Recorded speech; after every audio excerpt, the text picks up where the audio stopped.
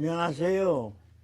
아틀란타 호프TV 임경철 목사입니다. 오늘은 계속해서 갈라디아서 2장 가운데에서 사랑과 협력이라는 타이틀로 몇 말씀을 드리고 싶습니다. 주님이 사랑 하나를 위해서 오시고 십자가에 돌아가셨는데 참 이 사랑이라는 게 엄청난 진리예요. 엄청난 진리예요. 저는 특별히 이렇게 목회를 하기는 61년을 했어요. 이렇게 하다가 보니까 제가 가끔 느끼는 것이 동역자 간에 서로 사랑하고 협력하는 관계가 참 이게 좋은 관계인데 어떻게 생각하면 좀 어렵기도 하고 좀 힘들기도 하지만 또 이 성경을 보면서 서로 사랑하고 협력하는 동역자의 관계가 필요하구나. 무엇보다도 사랑하라, 서로 도와라 하는 말씀을 많이 하는데 우리 동역자끼리 서로 사랑하고 협력하는 일이 좀 지내야 되지 않은가 그런 생각도 해보았습니다. 특별히 선배, 후배 간에 또 어떻게 생각하면 교단 사역자들 간에 서로 사랑하고 협력하는 것이 많이 필요하다 이런 생각을 했습니다. 저희가 젊었을 때는 빌리그램 크루세이드를 한국에서 하고 교역자 간에 교통하는 것이 많이 그때 이제 참 좋아졌는데 넓어졌는데 지금은 뭐 참 좋은 것 같아요. 참 좋은 것 같아요. 하여간 그전 때는 왠지 이 타교단 교역자 간에도 좀 어색함 거리감 그런 것이 조금 있고 또 자기 교단이나 자기 신학교에서 배운 것 때문에 그것을 잘 전하려니까 또 주장하려니까 때로는 타교단 선후배 간에도 어색한 적이 있거나 좀 거리감이 생기는 수가 들어 있었습니다. 오늘 갈라디아서 2장을 봤는데 여기서 보면 초대교회 때 할례가 좀 문제가 돼 있던 것 같아요. 그러니까 여기서 억지로 자기 제자에게도 할례를 강요하지 않았다.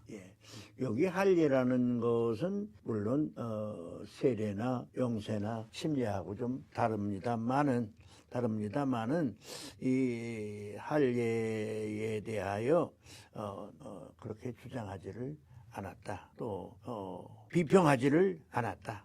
가만히 들어온 거짓 형제 까닭이라 교회 안에 그때에 가만히 들어온 사람이 들어 있었던 모양이에요. 그래가지고 특별히 요새도 그런 교단에 들어온 사람이나 또는 교파 간의 복음을 해석하는데 좀 넓게 해석하다가 보니까 서로 주장이 좀 다를 수가 있는데 그런 때문에 우리가 잘못하면 형제 간에 감정도 상할 수가 있고 또 남의 은혜 받을 분야를 너무 무시할 수도 있습니다.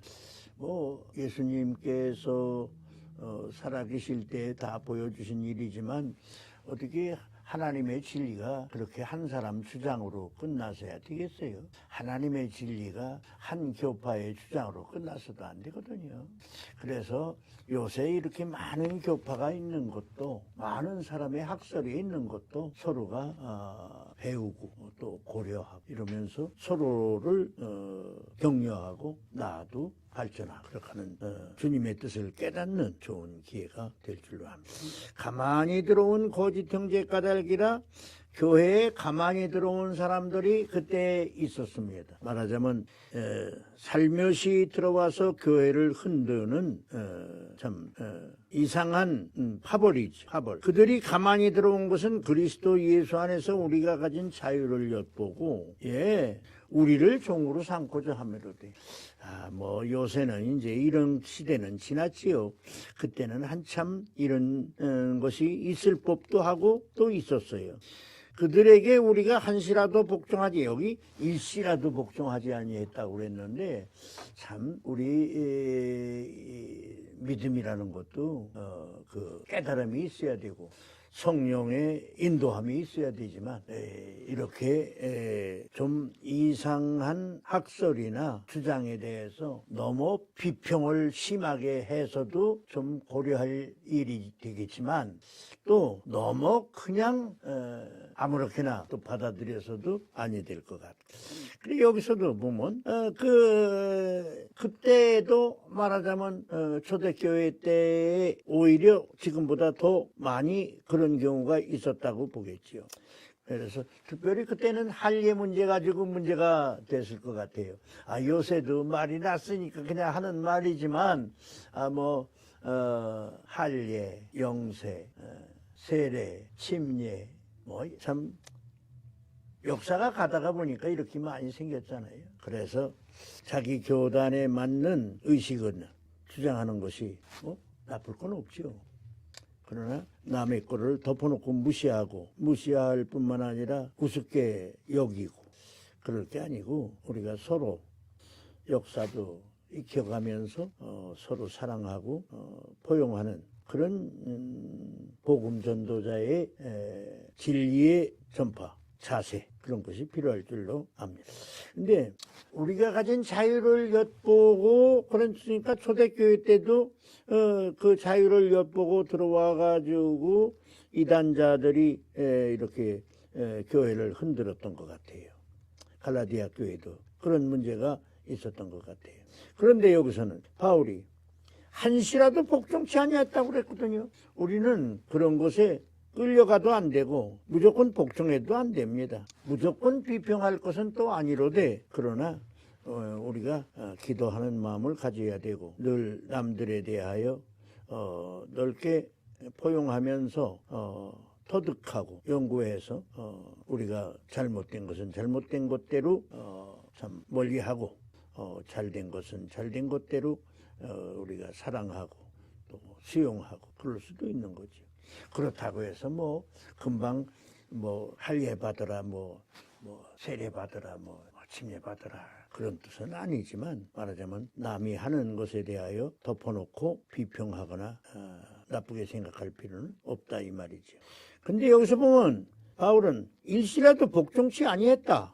진리에 대하여 확신이 있었어요. 이것은 일시라도 복종치 아니했다는 말은 진리에 대한 확신을 가지고 복음을 전해라, 그런 말이 되겠습니다. 우리는 자기가 믿는 성경, 또 자기가 믿는 교회 의식, 이런 거에 대하여 어떤 확신이 있어야 될 줄로. 베드로에게 역사하신 그이가 할례자의 사도로 삼으신 이가 또한 내게 역사하사 나를 이방인의 사도로 삼으셨다. 참, 나는 여기서 큰 은혜를 받았어요. 바울이 나를 이방인의 사도로 삼으셨다.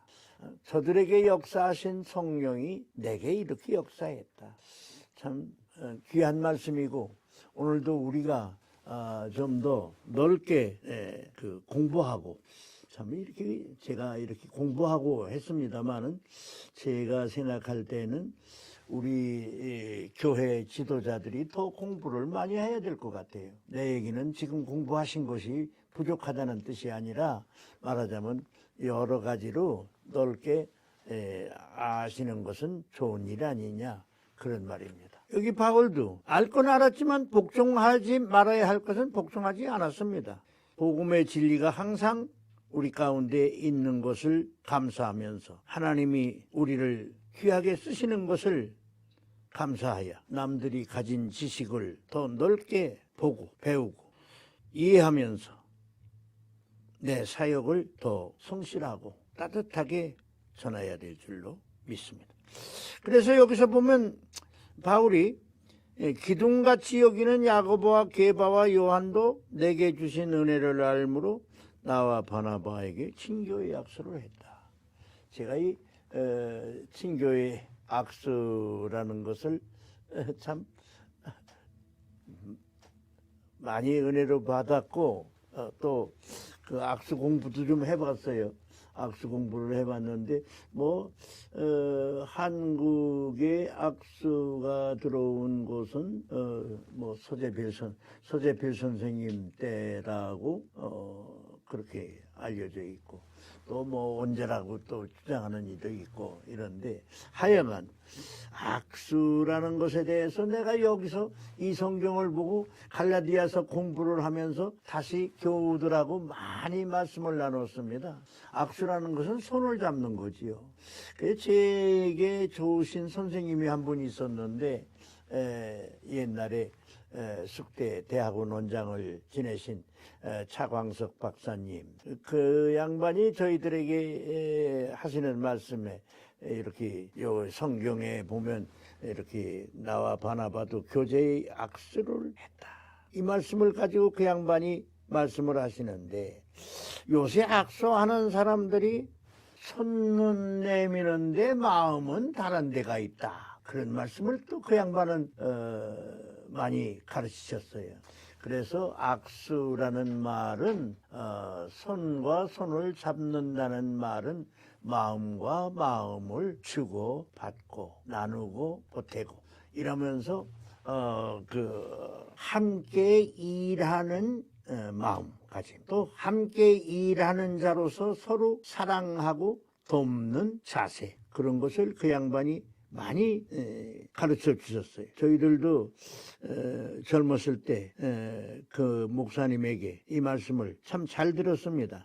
그런데 여기서도 보면 할례와 무할례를 얘기한 것도 있지만 여기서 보면 할례자에게 가는 사람과 무할례자에게 가는 사람, 복음 전함을 맡은 것이 베드로가 할례자에게 맡은 것 같이 바울은 무할례자에게 복음을 전했다. 그런데 사실은 성경을 보거나 기독교 역사를 보면 베드로도 무할례자에게, 바울도 할례자에게 복음을 전한 적이 있습니다. 어쨌건 여기서 바울이 말하는 것은 베드로에게 역사하사 그를 할례자의 사도로 삼으시니까 또한 내게 역사하사 나는 이방인의 사도로 삼았다. 그래서 이게 사도의 분업이라고 말씀들을 많이 하셨는데 어쨌건 우리가 각각 내가 받은 방언을 가지고 복음을 전할 수도 있고 또 하나님이 나를 쓰시는 방향에서 또는 지역에서 복음을 하나님의 뜻에 따라 전할 수도 있습니다. 여기서 바울이나 베드로가 예수 그리스도의 복음에 대하여 이렇게 해석하고 저렇게 해석한 것으로 끝난 것은 아닙니다. 그들은 할례자에게 전한 것이나 무할례자에게 전한 것이나 똑같이 생각했고 똑같이 협력했습니다. 전함을 맡은 것이 베드로가 할례자에게 맡은 것과 같은 것을 보았고 베드로에게 역사하사 그를 할례자의 사도로 삼으시니까 또한 내게, 그러니까 베드로에게 역사하시는 분이나 내게 역사하시는 분은 같습니다. 침례교 하나님하고 순복음 하나님하고 틀리나요? 우리가 더 복음 진리를 넓게 깨닫고 또한 열심히 전해야 될 줄로 믿습니다. 이렇게 넓게 깨닫게 하시면 넓게 쓰시는 하나님의 목적이 있다고 생각합니다. 다만 우리에게 가난한 자들에게 부탁하라 하였으니 우리도 이것을 힘쓰했다. 그러니까 할례자에게 전도를 하거나 무할례자에게 복음을 가르치거나 우리가 하나님의 말씀을 깨닫고 서로 힘써서 가난한 자들을 돕자. 복음 전도의 방법에서 특별히 이 초대교회 때에는 가난한 자들이 많은 때 아니에요. 그러니까 이런 사람들을 우리가 도우면서 복음을 전하자 한 것이지요. 오늘 주님이 오신 초대교회 때에도 교회 형편이 여러 가지로 달랐습니다만은 그러나 가난한 형편이 많고 또 가난한 형편을 기억하고 돕고 하는 것을 기독교 지도자들이 해야 할 일로 생각했습니다. 그런데 그것이 역사가 가도 그 이상이에요. 그것은 언제나 있어요. 언제나 똑같아요.